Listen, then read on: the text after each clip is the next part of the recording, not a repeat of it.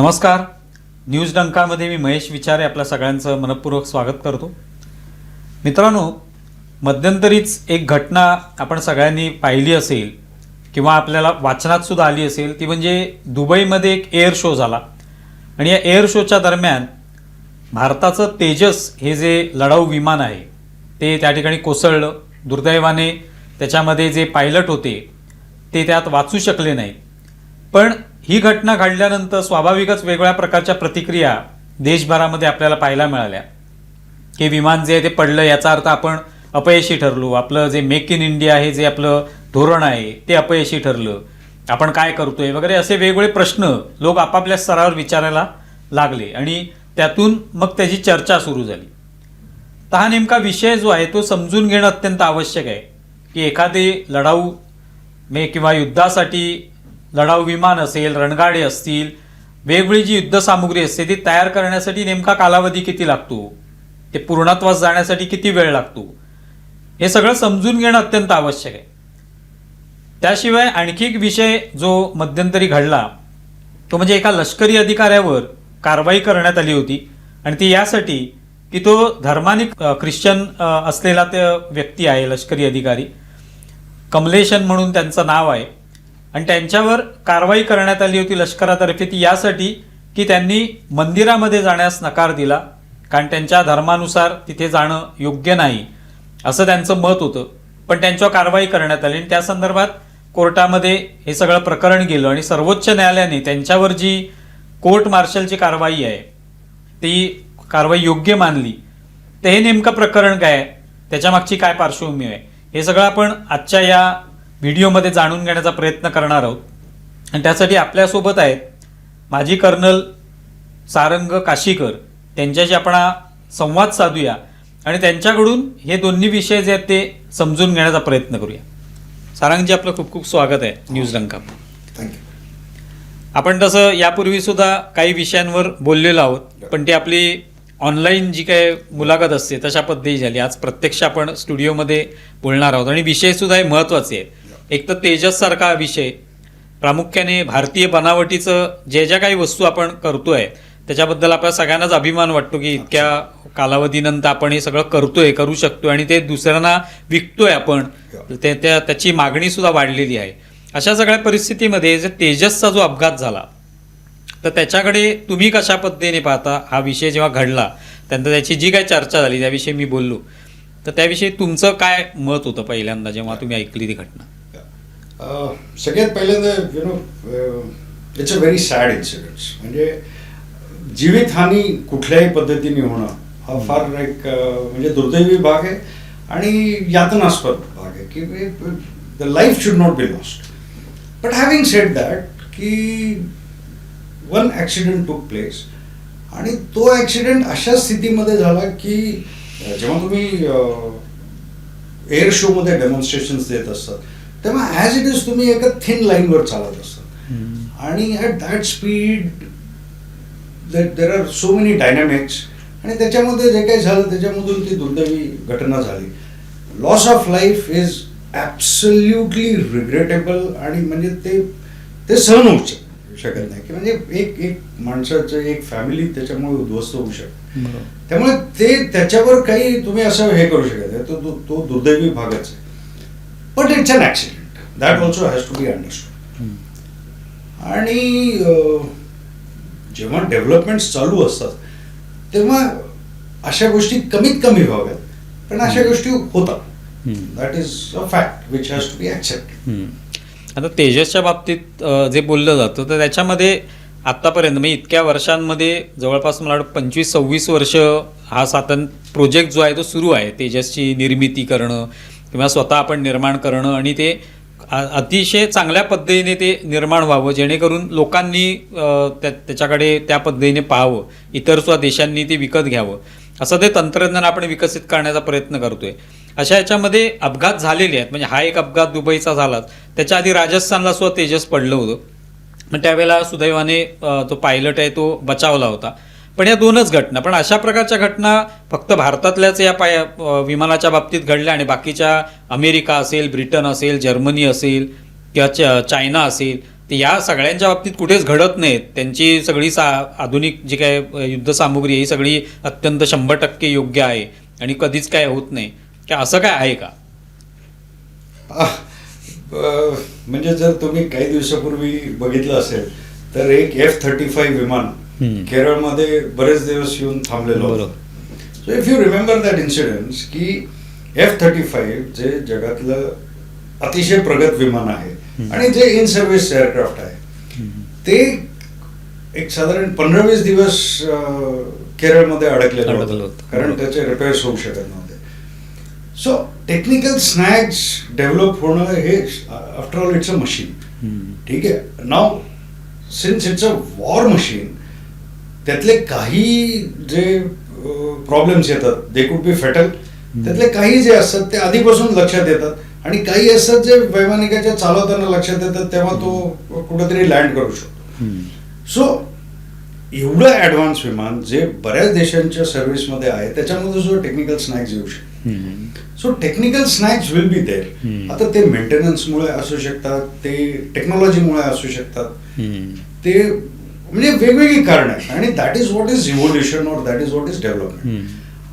आता we cannot get away by saying की बाकी विमानांचे पण ऍक्सिडेंट झालेत.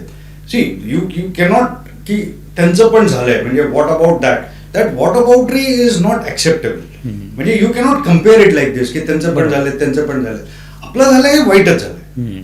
आणि but yes the lesson taken from it is की we have to ensure that याच्या पुढे असं होणार नाही. It's a very safe aircraft, there is no doubt about it.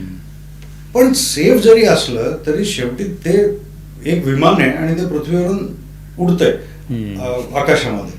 So it's a machine. So त्याच्यावर काय करता येईल आणि हे scientist will look in to it and they will develop it. As it is we are seeing that there has been so much of development in Indian technology and I am sure they will look after this particular aspect also.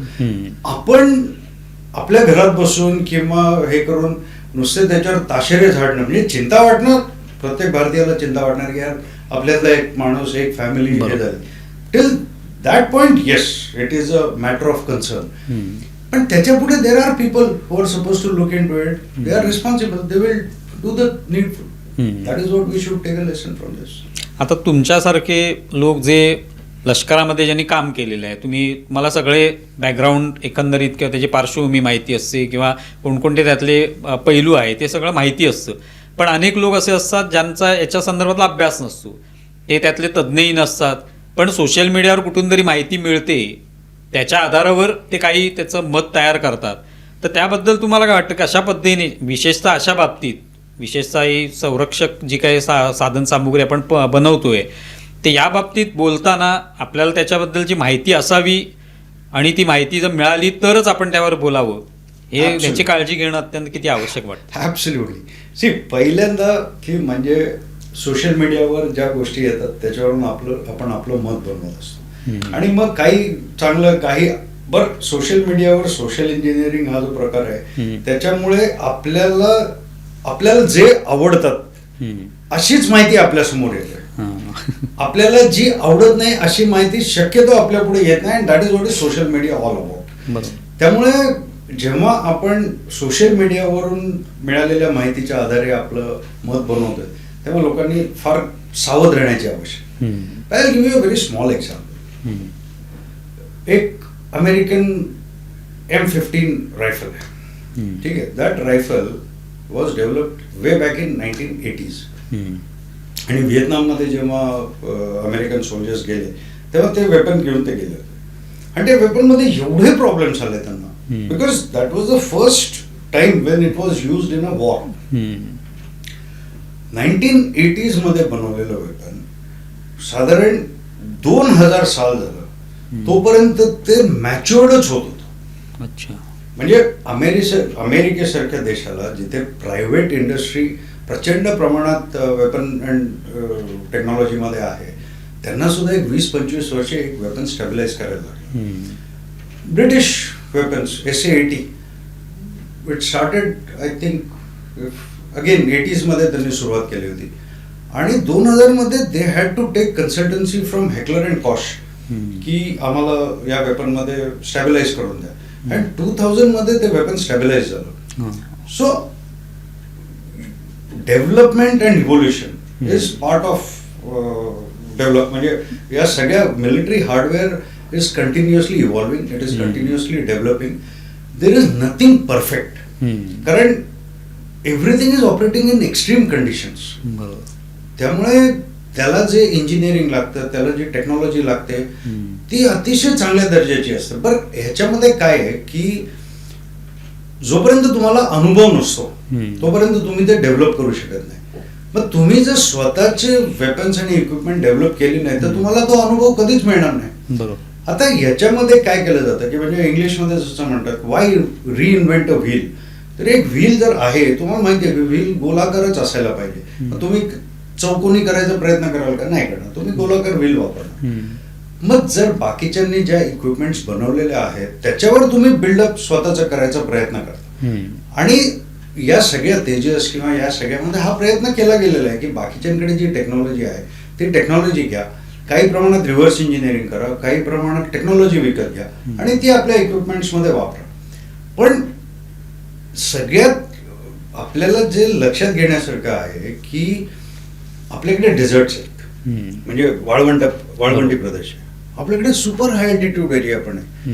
आता हे जे दोन diametrically opposite terrains आहेत, तुम्हाला जी weapons and equipment पाहिजे ती या सगळ्यामध्ये काम करणारी पाहिजे. म्हणजे 50 डिग्री प्लस 50 डिग्री ते मायनस 40 डिग्री एवढ्या सगळ्यामध्ये, आणि समुद्र सपाटीपासून ते 18-20-25 हजार फुटावर एवढ्या सगळ्या स्पेक्ट्रम मध्ये काम करणारी टेक्नॉलॉजी तुम्हाला पाहिजे. सो तुमचा विषयच अवघड आहे. तो बाहेरच्या गाईड्स वरून तुम्हाला ते डेव्हलप करता येत नाही, तुम्हाला स्वतःच डेव्हलप करायला लागणार आहे. आणि ते सुरुवात आता झालेली आहे. So that is how one should look at it. नाही, आता तेजसच्या बाबतीत बघायला झालं तर जवळपास 2001 मध्ये वगैरे त्याची सुरुवात झाली असं म्हटलं, अशी जी माहिती उपलब्ध आहे त्यानुसार. पण प्रत्यक्ष भारतीय सेनेच्या सेवेमध्ये येण्यासाठी 2015 साल उजाडलेलं आहे आणि त्यानंतर ती सेवेत आली. आता आपण काही त्याचे ते निर्माण करतोय, जवळपास 37 हे तेजस जे आहेत विमानं ती तयार केली आहेत. आणखी पुढच्या काही वर्षांमध्ये आपल्याला तयार करायची आहेत, जी काय आपल्याला गरज आहे त्यानुसार. म्हणजे इतकी वर्ष लागत आहेत त्याला तयार होण्यासाठी. त्याच्यावरनं ते दिसून येतं की एखादं तंत्र आलं म्हणजे लगेच आपण ते काही खेळणं नाही आहे की पटकन आपण तयार केलं. तर आज बाकीच्या देशांमध्ये जी आता तुम्ही उदाहरणं सांगितली तशाच पद्धतीने आपण त्या पद्धतीने काय विचार केला पाहिजे लोकांनी की ही जी कंपॅरिझन होतं की आपण एखादं वस्तू बनवतोय, तेजस असेल किंवा आणखी काही युद्धसामुग्री आपण तयार करू, तर या बाबतीत आपण कसा विचार केला पाहिजे की का वेळ लागतो याला, या सगळ्या गोष्टींचा का विचार करा? If you remember, the erstwhile CDS, General Bipin Rawat, had given a statement की 70% efficiency असेल तरी आम्ही इंडिजिनाइज टेक्नॉलॉजी वापरू. That was a very significant statement की जोपर्यंत तुम्ही स्वतःच्या गोष्टीवर विश्वास ठेवायला सुरुवात करणार नाही तोपर्यंत तुमचे इव्होल्युशन होऊ शकत नाही. If you look at it, अजून सुद्धा आपण म्हणतो की चायनीज माल त्याचा उसका भरोसा नाही. पण आज चायनीज इंडस्ट्री कुठे आहे? जर तुम्ही म्हणजे अरुण साधूंनी जे पुस्तक लिहिलं होतं ड्रॅगन जागा होता है का something like that, in 90s late 80s China started waking up to the global reality. आणि त्याच्यानंतर त्यांनी टेक्नॉलॉजी स्वतःची डेव्हलप केली. ती टेक्नॉलॉजी डेव्हलप करण्यासाठी पहिल्यांदा अमेरिकन कंपन्यांचे ते नुसते माल प्रोड्यूस करणारे लोक होते. त्याच्यातून त्यांनी बरीच टेक्नॉलॉजी स्वतःची डेव्हलप केली. आणि जे सुरुवातीला आपण म्हणायचो की चायनीज माल का भरोसा नाहीये, हे त्याच्यातून ती टेक्नॉलॉजी डेव्हलप झाली. हे अगदी कचरा तयार करत होते, पण ते कचरा तयार करता करता ते शिकले आणि ते आज अशा लेवलला पोहोचलेले आहेत की अमेरिकेला सुद्धा त्यांनी टेक्नॉलॉजीमध्ये मागे टाकले. पण हे का झालं तर तेव्हा कचरा सुद्धा ते मॅन्युफॅक्चर करत होते, वापरत होते, एक्सपोर्ट पण करत होते आणि डंके की छोट पे कर रहे. हे आपण कधी करणार? आपल्याला आपल्या गोष्टींबद्दल आस्था कधी वाटायला? आणि स्वदेशी नुसतं निर्माण करणं नाही तर स्वदेशी कन्झम्पशन पण झालं पाहिजे. हे जर आपल्या लक्षात आलं, अगदी पिन जरी असेल तरी ते मी स्वदेशी वापरेन, हे ज्या दिवशी आपल्या लक्षात येईल त्या दिवशी विमान सुद्धा आपल्या देशात व्यवस्थित तयार होऊ शकतं. That is the thought that people must have. मग आज जसं तेजसची निर्मिती आपण करतोय तर याबद्दल तुमचं काय मत आहे? म्हणजे आपण ज्या काय वेगळ्या युद्धसामुग्री तयार करतोय तर त्याविषयी तुमचं काय मत आहे की आपण आपल्याकडे टॅलेंट आहे तेवढ्या प्रमाणामध्ये, नेमकं आपल्याकडे कशा गोष्टींची कमतरता आहे? सर, with my experience, म्हणजे I have worked with some engineers in Bell, DRDO. आम्ही वेपन्स इक्विपमेंटची ट्रायल करायचो तेव्हा आमच्या असं लक्षात यायचं की या इंजिनियर्सना कल्पनाच नसायची की बॅटलफील्ड म्हणजे काय. म्हणजे त्यांनी एक साईट तयार केली, ते आम्ही आमच्या वेपनवर लावली, ते चांगली साईट तयार केली होती, इलेक्ट्रॉनिक्स चांगलं होतं. पण पहिली गोळी फायर केल्यानंतर त्या व्हायब्रेशन्समुळे ती बंद पडली site. That is because those engineers कुड नॉट अंडरस्टँड की बॅटलफील्ड रियालिटी काय असते. आता जे नवीन मला वाटतं 2015-16 मध्ये एक गव्हर्नमेंटने एक नवीन प्रोजेक्ट आणलाय, त्याला आयडेक्स म्हणतात, IDEX. ह्याच्यामध्ये जे प्रॉब्लेम्स आर्म फोर्सेसना पडलेले आहेत की आम्हाला AI चा वापर जिओ मॅपिंग मध्ये करायचा आहे, ही टेक्नॉलॉजी भारत म्हणजे सरकारकडे नाही आहे. तर त्यांनी सांगितलं की तुम्ही टेक्नॉलॉजी डेव्हलप करा, आम्ही तुम्हाला पैसे देतो आणि इट इज पेटंट तुमचं राहील आणि त्याच्यानंतर मॅन्युफॅक्चरिंग सुद्धा तुम्ही करा, आम्ही तुमच्याकडून विकत घेऊ. हे जे R&D पाहिजे त्याला एक चालना मिळालेली आहे. आणि दुसरं असं आहे की म्हणजे आता तुम्ही बघा Israel, Y is Israel ahead in weapon technology? कारण इस्रायल मधलं प्रत्येक इंजिनियर हा पहिल्यांदा सोल्जर आहे. सो ही नोज की मला जर हे डेव्हलप करायचं असेल तर मला कशा प्रकारच्या वातावरणात हे वापरायचं. आता असते असते हे सगळं व्हायला लागलंय. देर was a news in between की डायरेक्ट लेफ्टनंट कर्नल म्हणून टेक्निकली क्वालिफाईड लोकांना इंडियन आर्मीमध्ये घेतलं. तो होल आयडिया इज दिस की त्यांना तो एक अनुभव यावा, टेक्नॉलॉजी त्यांच्याकडे आहे, त्यांना एकदा बॅटलफील्डचा एक्सपिरियन्स झाला की आपली टेक्नॉलॉजी चांगली डेव्हलप होऊ शकते. R&D साठी पैसे लागतात. The government is making money available to you provided you have the promise to deliver that.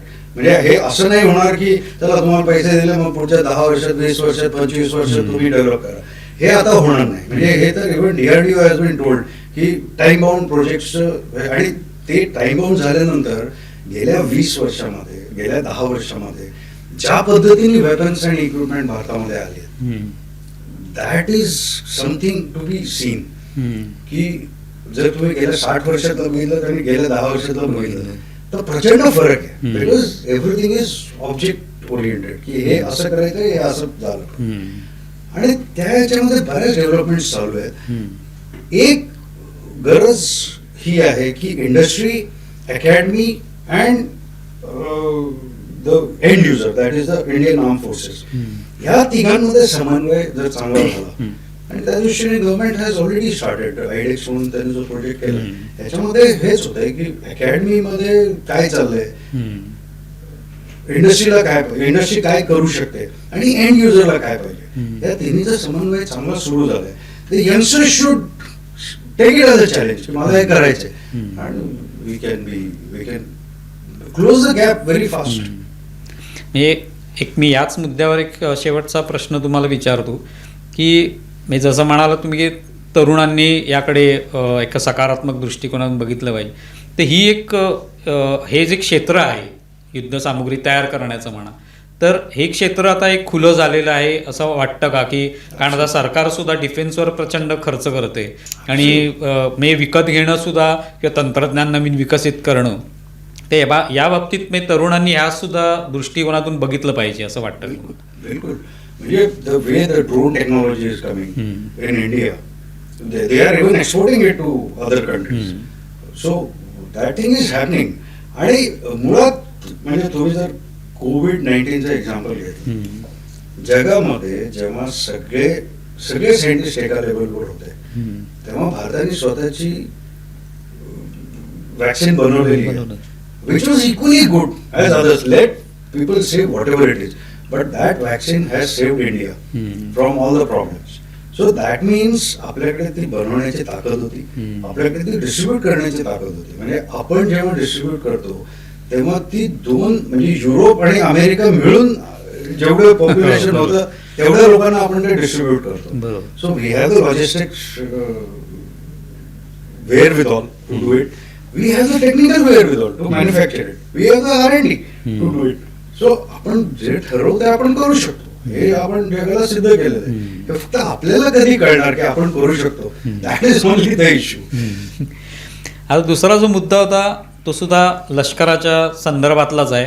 तो म्हणजे एका ख्रिस्ती अधिकाऱ्यावर जी कारवाई झाली, सॅम्युअल कमलेशन म्हणून त्यांचं नाव आहे, आणि त्यांच्यावर लष्कराने कारवाई केली ती यासाठी की ते धर्माने ख्रिश्चन आहेत आणि त्यामुळे त्यांचा असा दावा होता की मी एखाद्या ठिकाणी जिथे त्यांची काही बटालियन असते किंवा त्यांची पलटण असते त्या ठिकाणी जे धर्मस्थळ असतं त्यातल्या हिंदू धर्मियांचं मंदिर असेल तर त्याच्यात ते जाणार नाहीत कारण ते आमच्या धर्माच्या विरुद्ध आहे असं त्यांचं म्हणणं होतं. आणि त्यामुळे त्यांनी ती जी काय ऑर्डर त्यांच्या वरिष्ठांनी दिलेली होती ती नाकारली आणि त्याबद्दल कारवाई झाली त्यांच्यावर आणि म्हणून ते कोर्टात गेली. आणि सर्वोच्च न्यायालयाने पुढे दिल्ली हायकोर्टातून सर्वोच्च न्यायालयात गेल्यावर सर्वोच्च न्यायालयाने सांगितलं की नाही, तुमच्यावरची जी कारवाई ती योग्यच आहे, तुम्ही डिसिप्लिन किंवा शिस्त जी आहे ती पाळली नाही. हा सगळा मुद्दा जो आहे याविषयी थोडंसं आपण म्हणजे त्याचा जो पाया जो आहे किंवा त्यातली जी पार्श्वभूमी आहे ही थोडी तुम्ही समजावून सांगा की काय नेमकी ही स्थिती असते. मी एका ठिकाणी पलटण असेल तर तिथे काय धार्मिक ज्या काही गोष्टी असतात त्याविषयी सांगा. See, firstly Indian arm forces मध्ये, स्पेशली इंडियन आर्मी मध्ये, religion is a very personal thing. ठीक आहे, म्हणजे मी कुठला देव मानतो हे माझी पर्सनल श्रद्धा आहे आणि ती माझ्या पर्सनल स्पेस मध्ये असते. म्हणजे माझ्या लॉकरमध्ये मी देवाचा फोटो लावेल, पण म्हणून तुम्ही लॉकरच्या बाहेर लावला तर दॅट इज नॉट ऍक्सेप्टेबल. कारण माझी स्वतःची श्रद्धा ही वेगळी आहे. मी माझ्या रूममध्ये करेन, मी माझ्या घरामध्ये करेन, पण जेव्हा युनिट येतं ना तेव्हा त्या युनिटचा एक धर्म असतो आणि तो धर्म किंवा ती रीत कुठून येते तर ती त्या युनिटमध्ये मेजॉरिटी जो धर्म किंवा जो पंथ मानणारे लोक आहेत त्याच्यावरून युनिटचं रिलिजियस आयडेंटिटी ठरते. एखाद्या युनिटमध्ये जर समजा 6 सोल्जर्स असतील तर देअर आयडेंटिटी इज सिख. आता त्याच्यामध्ये जर समजा 2 पंथाचे लोक मिक्स असतील तर म्हणजे as per legal Dissing 105 soldiers जिथे असतील एका पर्टिक्युलर पंथाचे तर त्यांना एक रिलिजियस आयडेंटिटी असते. म्हणजे 105 काय तर एक कंपनीमध्ये साधारण 100 माणसं असतात, एक कंपनी वेगळी असते. असे काही काही बटालियन्स आहेत की ज्याच्यामध्ये एक कंपनी मुसलमान धर्म मानणारी, एक कंपनी जाट आहे, एक कंपनी राजपूत आहे, असं एकाच युनिटमध्ये आहे. मग ते 105 जण आहेत तर ठीक आहे त्यांचं, पण मग त्यांच्या कंपनीचं वेगळं मंदिर नसतं, ते युनिटचंच मंदिर असतं. दुसरं असं आहे की युनिट एका ठिकाणाहून दुसरीकडे जाईल, तिथे दुसरं युनिट येईल. सो यू कांट हॅव 3 मंदिर किंवा एक मंदिर पण आहे, मस्जिद पण आहे, गुरुद्वारा पण आहे, प्रत्येक एस्टॅब्लिशमेंट मध्ये असू शकत. सो मुळात आर्मीमध्ये धर्मस्थळ हे सर्व धर्मस्थळच असतं. म्हणजे त्याला मंदिर म्हणत नाही, त्याला काही म्हणत नाही, त्याला सर्व धर्मस्थळच म्हणतात. आता जे युनिट येईल त्याच्या आयडेंटिटी प्रमाणे ते स्वतःचं मंदिर सजवतात आणि ते त्यांचं जे काही रुटीन असेल ते त्याच्याप्रमाणे विधी वगैरे जे असेल ते त्यांचे सुरू करतात. आता तुम्हाला एखादं युनिट मिळेल जिथे मंदिर, मस्जिद, गुरुद्वारा तिन्ही एकाच बिल्डिंग मध्ये असेल आणि त्याच्यात कोणाला काही वाटत नाही की चला आज आपण मंदिर करायचे, उद्या आपण मस्जिद मध्ये जायचं, परवा आपण गुरुद्वारामध्ये जायचंय. त्याच्यामध्ये म्हणजे असं कोणालाच वावगं त्याच्यामध्ये वाटत नाही. कारण रिलिजियस आयडेंटिटी ही की तुम्ही डोक्याला टिळा लावता का तुम्ही नमाज पढता ह्याच्यावरून होतच नाही. दॅट इज की आपल्याला आपलं काम करायचंय आणि ते काम करण्यासाठी तुमची एक श्रद्धा असते. शेवटी जेव्हा तुम्ही अटॅक करायला जाताय किंवा तुम्ही स्वतःला डिफेंड करत असता तुम्हाला एक प्रचंड त्याला म्हणजे काय श्रद्धा असायला पाहिजे की आम्ही पाठबळ जे असतं ते असायला पाहिजे आणि त्या मंदिर किंवा त्या सगळ्यामधून ते पाठबळ तुम्हाला मिळत. रिलिजन हा त्यातला फार छोटा भाग आहे, पण ते पाठबळ असतं. आणि ते जर जवानांचं असेल आणि सगळे एकत्र ते करत असतील तर ते पाठबळ जास्त वाढतं. हा त्यातला विचार आहे. म्हणजे मी कितीतरी वेळा मी असं बघितलेलं आहे की पंडितजी सुट्टीवर आहे, तर तो जो ग्रंथी असतो तो म्हणतो की अरे वो कल जन्माष्टमी है लेकिन पंडित जी तो छुट्टी पे है तो चलो मैं करवा दूंगा. तो ग्रंथी जन्माष्टमीचं हे करत असतो किंवा उलट सुद्धा होतं कधी. त्यामुळे असा काही भागच नसतो या सगळ्यामध्ये की तो पंडितजीच असायला पाहिजे किंवा कोणीतरी एक रिलिजियस टीचर हा जो भाग आहे. रिलिजियस टीचरचं मेन काम काय आहे तर जवानांमध्ये श्रद्धा कायम ठेवणं हे त्याचं काम आहे. म्हणजे at times religious teacher is suppose to be a psychological council. अच्छा. He is the best psychologist the unit can have because he is suppose to be a very clean man. त्याला कुठलेही व्यसन नसतं. तो अतिशय साधा भोळा माणूस असतो युनिटमध्ये. म्हणजे दॅट इज द इमेज. त्यामुळे जवान त्याच्याकडे जाऊन आपलं मन मोकळं करत असतात. त्यांचा फॅमिली प्रॉब्लेम असतो, त्यांच्या काही बऱ्याच गोष्टी मनामध्ये असतात. ते सगळ्यांशी ओपनपणे बोलू शकत नाही. मग ते कोणाशी बोलतात तर ते युनिट मधल्या डॉक्टरशी बोलतात, ते रिलिजियस टीचरशी बोलतात. आणि मग हे रिलिजियस टीचर आणि डॉक्टर जे असतात ते त्यांच्या लिडर्सना सांगतात की अरे या माणसाला हा प्रॉब्लेम आहे, काहीतरी करा तुम्ही याच्याबद्दल. आणि मग त्याच्यावर तुम्ही म्हणजे तो व्यवस्थित त्याच्यावर तुम्ही निर्णय घेऊ शकता, त्या माणसाला मदत करू शकता. ऍक्च्युली रिलिजियस टीचरचं महत्व हे आहे. बाकी धर्म आणि ह्या गोष्टी गौण. पण आता हे जे काय प्रकरण घडलेलं आहे तर त्याच्यामध्ये जी कारवाई झाली ती तुमच्या दृष्टीने कशी योग्य आहे किंवा त्याने केलेलं काम जे आहे किंवा वरिष्ठांचं ऑर्डर आहेत किंवा हे करायचं आहे ते आपल्याला इथे अमुक अमुक हे धर्मस्थळ आहे तिथे तुम्ही ते मानलं पाहिजे. हा एक्झॅक्टली. म्हणजे मुळात काय आहे की माझा पर्टिक्युलर धर्म काय आहे हा मुद्दाच ह्याच्यामध्ये येत नाही. म्हणजे आय हॅव सीन माझ्या युनिटमध्ये माय कमांडिंग ऑफिसर वॉज ख्रिश्चन. तर ते युनिटमध्ये जेव्हा एखादी पूजा असते तेव्हा ऑब्व्हियसली ते सीओ आणि त्याच्या बायकोच्या हस्ते होते because they are the senior most couple in the unit. ते बसायचे की पूजा हवन करायला तो बसायचे. त्यांना कधी त्याच्यात वावगं वाटलं नाही. I had been to a unit where there was a मस्जिद. सो म्हणजे त्यांचं रेझिंग डेला इट वॉज अ हिंदू पट, पण ते त्यांच्या रेझिंग डेला they had to go to a मस्जिद आणि तिथे जाऊन ते प्रार्थना करायचे. बिकॉज हाजी पीर मध्ये जेव्हा त्यांना ती लढाईमध्ये जे त्यांना सक्सेस मिळाला they believe that was because of a peer. आणि म्हणून ते नेहमी मशिदीमध्ये म्हणजे त्यांच्या रेझिंग डेला किंवा बॅटल ऑनर डेला they always go to the मस्जिद. आता ह्याच्यामध्ये कुठे रिलिजन ही श्रद्धा आहे. म्हणजे त्याच्यात तुम्ही you can't call it secularism, you can't call it anything. It is a unique way of offering gratitude to whatever deity you feel. So, धर्म हा प्रश्नच याच्यामध्ये येत नाही. श्रद्धा हा एकच विषय आहे. आणि सिन्स तुमचे जवानांची ज्याच्यावर श्रद्धा आहे you are leading them into battle.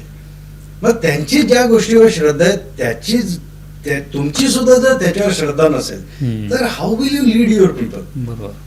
So that is the whole thing. म्हणजे तुम्ही मी वेगळा आहे म्हणून तुम्ही लीड करू शकत नाही लोकांना. आणि हे जे वेगळे पण तुम्ही दाखवायचा प्रयत्न केला की तिथे प्रॉब्लेम सुरू होतात.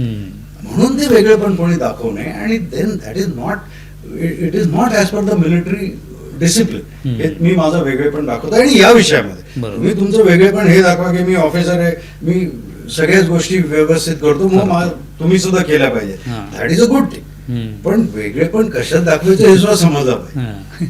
आता लढाईवर जाताना अनेक प्रत्येकाची एक वेगळी घोषणा असते. जसं काही जण छत्रपती शिवाजी महाराज की जय म्हणून युद्धाला सुरुवात करतात. म्हणजे त्याच्यामध्ये एक जोश प्राप्त होतो.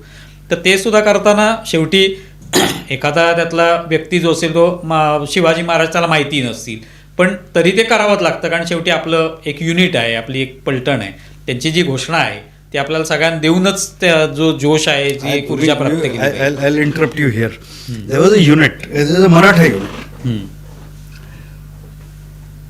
Under British rule, मराठा युनिट्समध्ये दे वर सेइंग की अरे काय हे शिवाजी महाराजांचं नाव घेतात अँड दे वर सेइंग की शिवाजी महाराजांचं नाव घ्यायचं नाही. The British officers were trying this. आणि एका लढाईमध्ये I think it was in Africa त्यांना यश मिळत नव्हतं. So the British officer spoke to the जेसीओस की काय साहब शिवाजी महाराज का नाम लेने दो और ये हम जीत जाएंगे. आणि मग त्यांनी ते शिवाजी महाराज की जय वगैरे हे केल्यानंतर त्यांचं एक वेगळं स्फुरण त्या पोरांमध्ये आलं आणि ते वन द बॅटल. सो हे जे आहे ना की म्हणजे अगेन ही श्रद्धा आहे हो. ही याला तुम्ही असं यू कांट से की मी माझं दैवत येते किंवा माझं तुझं असं करता माझं येणार. तुझा हा प्रकारच नाही आहे याच्यामध्ये की म्हणजे एखादं युनिट आहे जे ते म्हणतील की भोलेनाथ की जय किंवा ह्या सगळ्या it is just one name which is getting everybody together. त्यातल्या सगळ्या जणांना रामाबद्दल सगळी माहिती असेल का? कदाचित नाही. त्यांना सगळ्या जणांना कृष्णाबद्दल सगळी माहिती असेल का? कदाचित नाही. पण इट इज जस्ट वन नारा which brings everybody together and that you have to understand. एकंदरीतच तुम्ही हे दोन्ही मुद्दे जे आहेत ते व्यवस्थित समजावून सांगितलेत. प्रामुख्याने जर आत्मनिर्भर भारत जो आहे हा एक जे काय आपलं प्रयत्न चालू आहेत त्या दृष्टीने आपण सगळ्या लोकांनीच एकूणच भारतीयांनी त्याकडे पाहिलं पाहिजे. म्हणजे प्रत्येक गोष्टीचं असं बारीक किस काढणं प्रत्येक गोष्टीचा हे पहिलं टाळलं पाहिजे. आणि दुसरी गोष्ट म्हणजे लष्करामध्ये जी शिस्त असते त्यानुसार प्रत्येकानेच वागावं लागतं. त्याच्यामध्ये ती शिस्त मोडली तर त्या ठिकाणी निश्चितपणे कारवाई होते आणि न्यायालयाने त्या दृष्टीने ते पाऊल उचललेलं आहे. तर तुम्ही या ठिकाणी आलात आणि हे दोन्ही मुद्दे सविस्तर मांडलेत, उदाहरणं दिलीत आणि आमच्या श्रोत्यांना हे मुद्दे समजावून सांगितलेत. त्याबद्दल खूप खूप आभारी आहोत. धन्यवाद. थँक्यू. नमस्कार. तर मित्रांनो, आत्ताच आपण सारंग काशीकर यांच्याशी हा संवाद साधला आणि दोन्ही मुद्दे जे तेजसचा मुद्दा होता आणि एक कमलेशन म्हणून जे अधिकारी आहेत त्यांच्यावर झालेल्या कारवाईचा मुद्दा, हे दोन्ही मुद्दे समजावून घेतले. तुम्हाला व्हिडिओ कसा वाटला आहे जरूर कळवा. आमचा व्हिडिओ जास्तीत जास्त लाईक करा, शेअर करा आणि आमचं यूट्यूब चॅनल सबस्क्राईब करा. धन्यवाद.